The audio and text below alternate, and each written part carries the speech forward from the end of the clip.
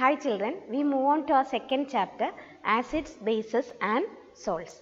Actually you had learned a chapter with the same name in 7th standard, and this chapter is actually an elaboration of what you have learned in 7th standard. So all the concepts that you have learned in 7th standard will be repeated here, but with more details. Okay, so begin with, we will see the differences between, introduction to the chapter, that is what are the differences between acids and bases. Differences between acids and bases. All these you have learned in 7th standard, just we will recall. So first difference between acids and bases is in their taste. Acids are sour in taste, bases are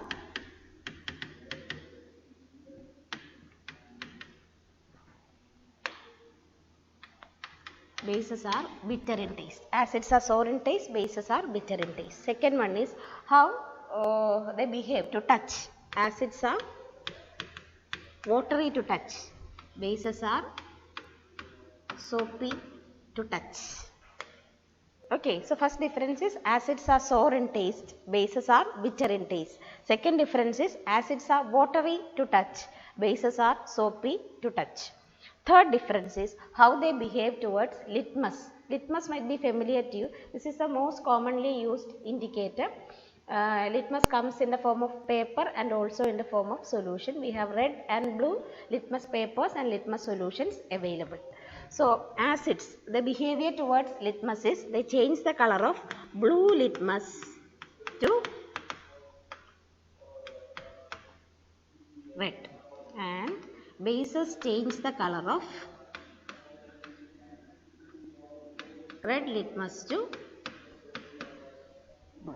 Okay, so these are the three differences between acids and bases. Acids are sour in taste, bases are bitter in taste. Acids are watery to touch, bases are soapy to touch. And they change the color of, acids change the color of blue litmus to red, whereas bases change the color of red litmus to blue. Okay, so this is the introduction. What are the basic differences between acids and bases? Now we move on to the main topic. The first main topic of this chapter, that is indicator. So now I told you acids are watery to touch, bases are soapy to touch, acids are sour, bases are bitter. But it is not that easy to taste or touch acids and bases. Most of the acids and bases are strong in nature, and they can cause corrosive action, burning action. They can cause strong burns in your skin. So never go for touching or tasting of acids. So instead of touching and tasting, how you can find out whether a substance is acidic or basic is making use of indicators. Okay, so without touching and tasting, indicators will tell you whether the given solution given to you is an acid or a base. So indicators, they show different behavior in acidic and basic medium. Indicators show different behavior in acidic and basic medium, and they indicate the presence of acids and bases by the color change. Indicators show the presence of acids and bases by the color change. And indicators are of two types. Now I hope it is clear to you what is an indicator. Using an indicator, you need not touch or taste an acid or a base. Indicator will tell you.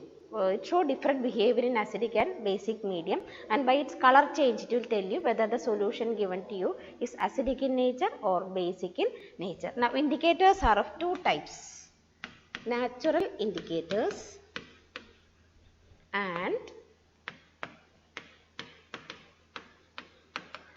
synthetic indicators. Indicators are of two types, natural indicators and synthetic indicators. What are natural indicators? The indicators which are obtained from nature, mainly from plants. The indicators that we extract mainly from plants are known as natural indicator, and out of this the most common one is litmus. The most commonly used natural indicator is litmus. It is obtained from a plant called lichen belonging to the division Thallophyta. It is obtained from a plant called lichen. This you might have learned in biology. Litmus is of plant origin. It is obtained from lichen, which belongs to the division Thallophyta. So the nature of litmus, we have already seen how litmus behave towards acids and bases.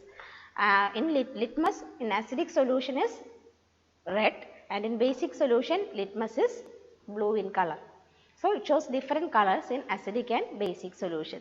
The color of litmus in acid is red and the color of litmus in base is always blue. Okay, now the next one is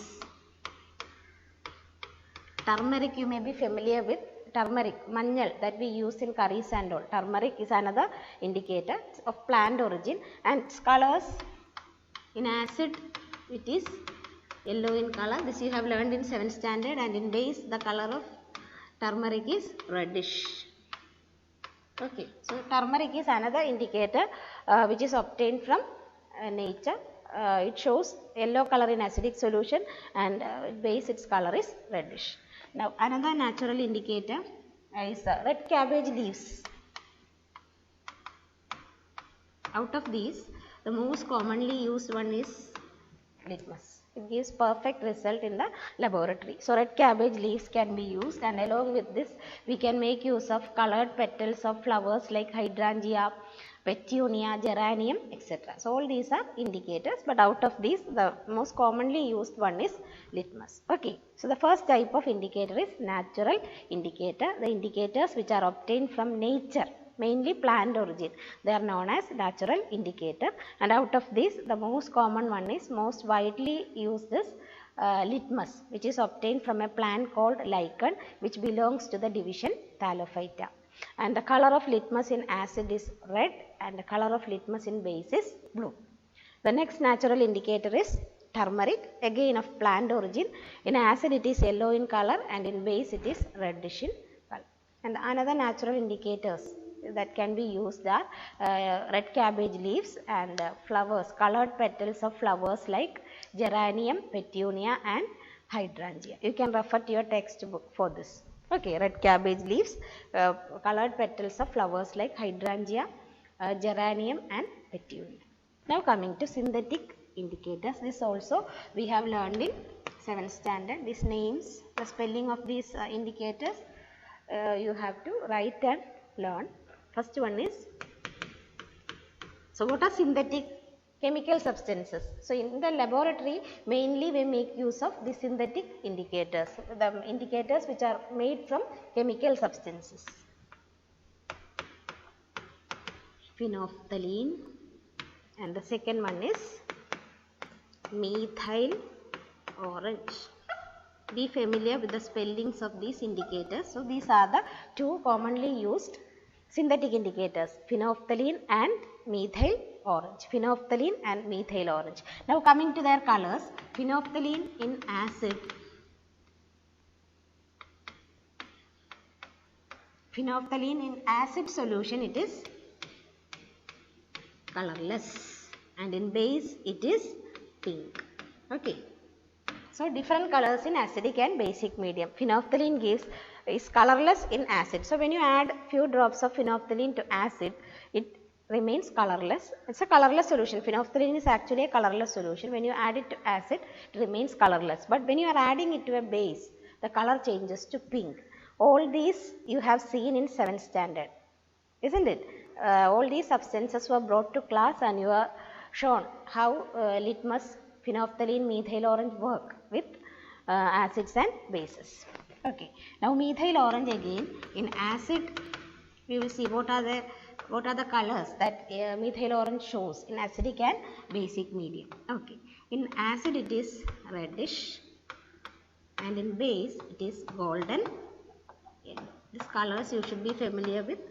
Please give more emphasis to the spellings and also the colors that these synthetic indicators show in acidic and basic medium. Methyl orange, in acid it is reddish. So when you add 2 drops of methyl orange to an acidic solution, color changes to reddish, and in base it is golden yellow.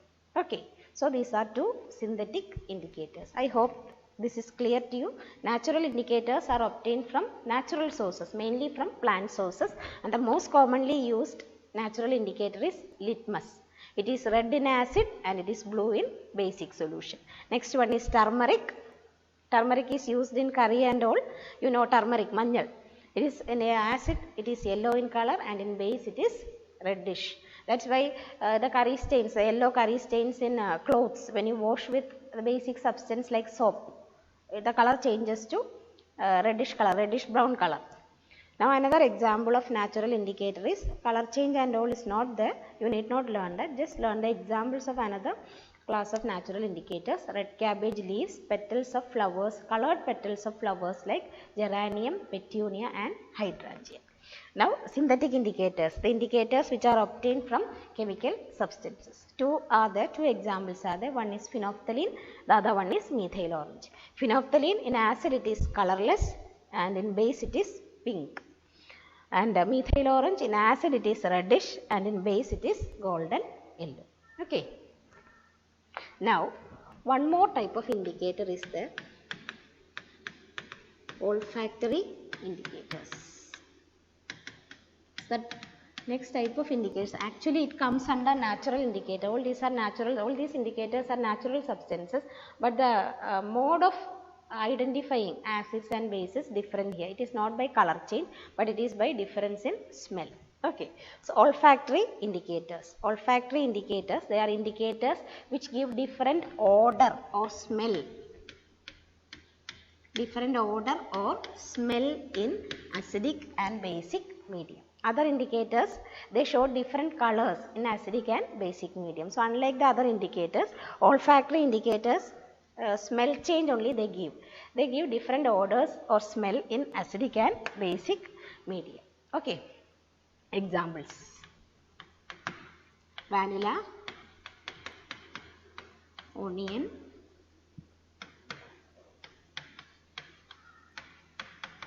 clove oil. These are the three examples of olfactory indicators. This is very important. So these are indicators, they do not give any color change, they give different smell in acidic and basic medium. They are known as olfactory indicators, odor, different odor or smell. Examples are vanilla, onion and clove oil. Okay, so that much about indicators. Now next what we have to learn is properties, chemical reactions and all. So today's topic, today's portion, I am stopping today's class with this indicators and I hope it is clear to you.